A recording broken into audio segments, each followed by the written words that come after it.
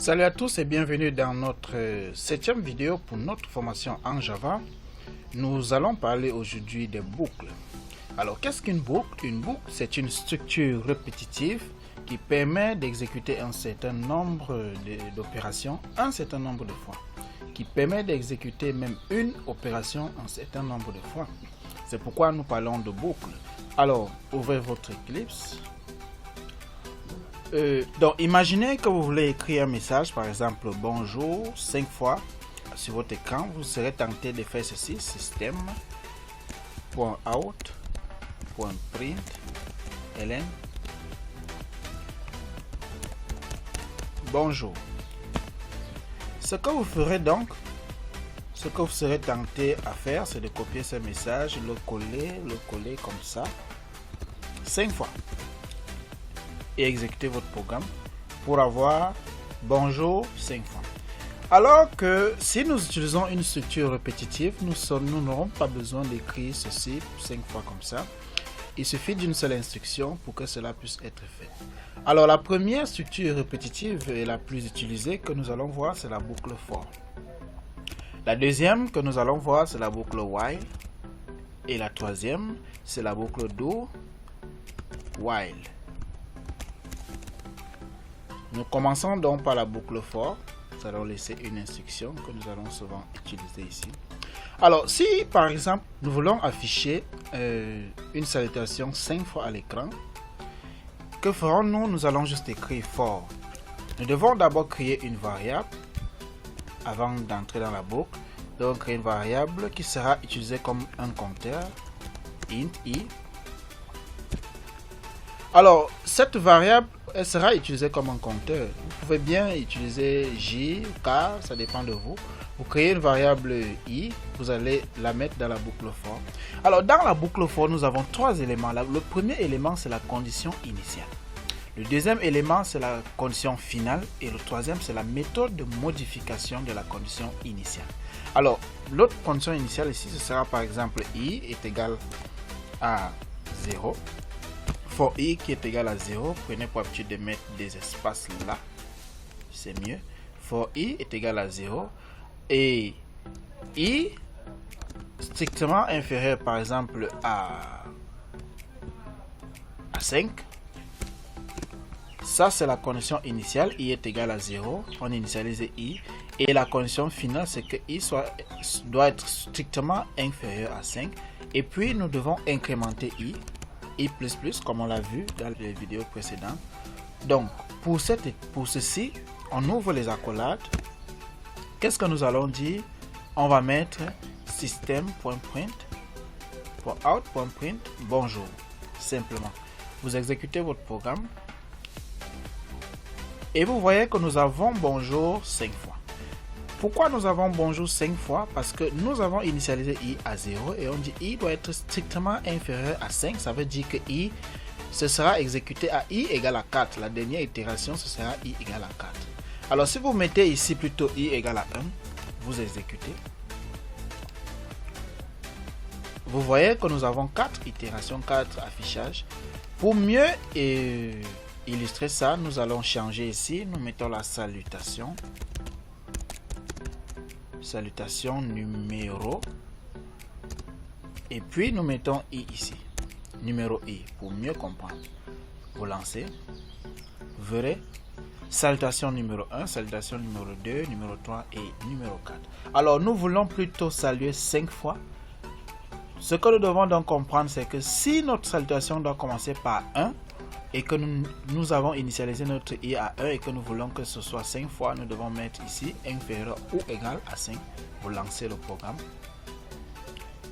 et vous voyez que nous avons 5 salutations. Salutation numéro 1, numéro 2, numéro 3, numéro 4 jusqu'à numéro 5. Donc ça c'est la boucle for qui prend en paramètre une condition initiale, une condition d'arrêt ou alors condition finale et une méthode de modification. Ça c'est le modificateur de la condition initiale. Voici la première boucle, la boucle for. Et maintenant la deuxième boucle que nous devons voir, c'est la boucle while. C'est la boucle que nous appelons tant que en algorithmique, c'est la boucle tant que. La boucle for, je ne vous ai pas dit, c'est la boucle pour tout simplement. Alors tant que prend tout simplement une condition.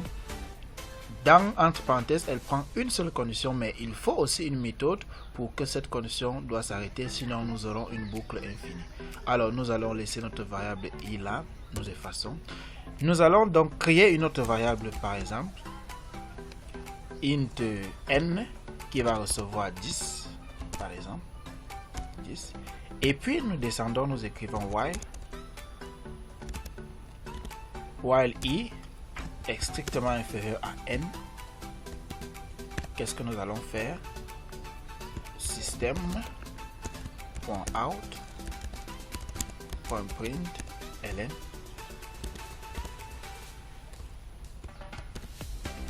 salutation numéro plus i.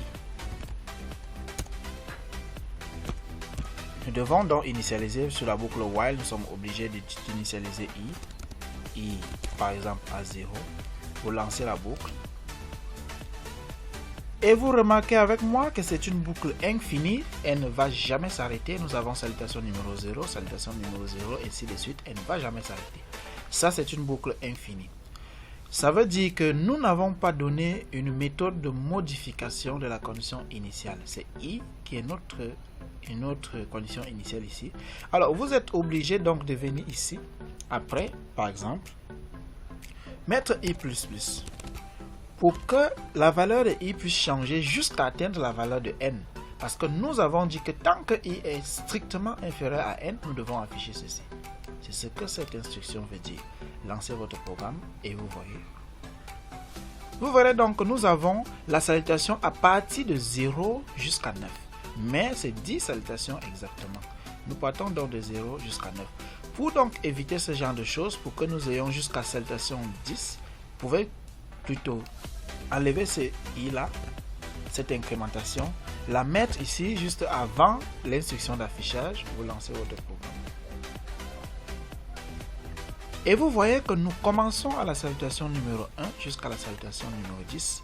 Et ainsi c'est encore plus propre, c'est encore plus mieux à voir.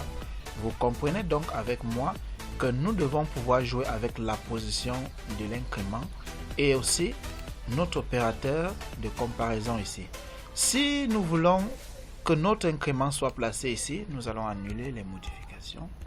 Si nous voulons que notre incrément soit placé ici, vous pouvez bien venir ici, vous mettez inférieur ou égal à n et lancez, vous voyez ce que ça donne.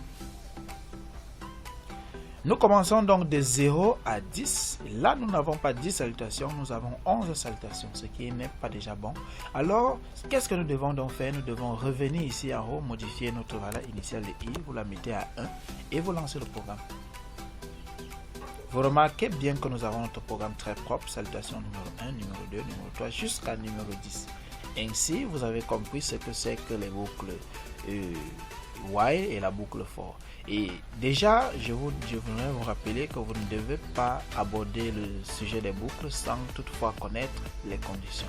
Donc, après cette vidéo, nous allons passer à deux exercices. Le premier exercice que nous ferons, c'est l'écriture d'un programme qui résout l'équation ax carré plus bx plus c égale 0. Donc, une équation de second degré, comme nous appelons encore souvent polynôme. Ce sera l'un des exercices. Et le deuxième, je vais vous le montrer plus tard. Donc, maintenant, nous avons vu la boucle for, nous avons vu la boucle while. Il nous reste donc une autre boucle, la dernière boucle qui est do while. La boucle do while fonctionne presque comme la boucle while, mais le seul problème, la seule différence entre ces deux boucles, c'est que la boucle do permet au moins d'exécuter la tâche une seule fois, alors qu'il y a des conditions pour lesquelles la boucle while ne peut pas exécuter la condition. Donc le do permet au moins de faire quelque chose avant de s'arrêter. Nous allons donner donc la condition d'arrêt à la fin lorsqu'il s'agit de la boucle do while. Donc nous allons d'abord effectuer quelque chose. Ça veut tout simplement dire faire tant que. Do while. Ça veut dire faire tant. Pour illustrer cela, nous allons donc commencer do. Nous ouvrons les accolades. Nous mettons notre système. .out. Excusez-moi de retaper la même chose plusieurs fois. .println. Salutation numéro, vous mettez plus i. do. Et puis nous venons ici, nous mettons while à la fin. Nous mettons donc la condition. While i est strictement inférieur à 10, à n. Oui. Vous allez donc remarquer avec moi que c'est aussi une boucle infinie parce que nous n'avons pas de modificateur. Vous pouvez le tester en le lançant. Vous allez voir, nous aurons salutation numéro 1, ainsi de suite jusqu'à la fin. Elle ne va jamais s'arrêter. Nous sommes obligés de stopper le programme ici. Pour donc le faire, il faut aussi mettre un modificateur à l'intérieur de la boucle. Il ne faut pas le mettre ici à l'extérieur au niveau de la terminaison, au niveau de la condition. Il faut mettre un modificateur à l'intérieur de la boucle. Mettez i++. Et là, c'est notre modificateur. Vous lancez le programme et vous voyez.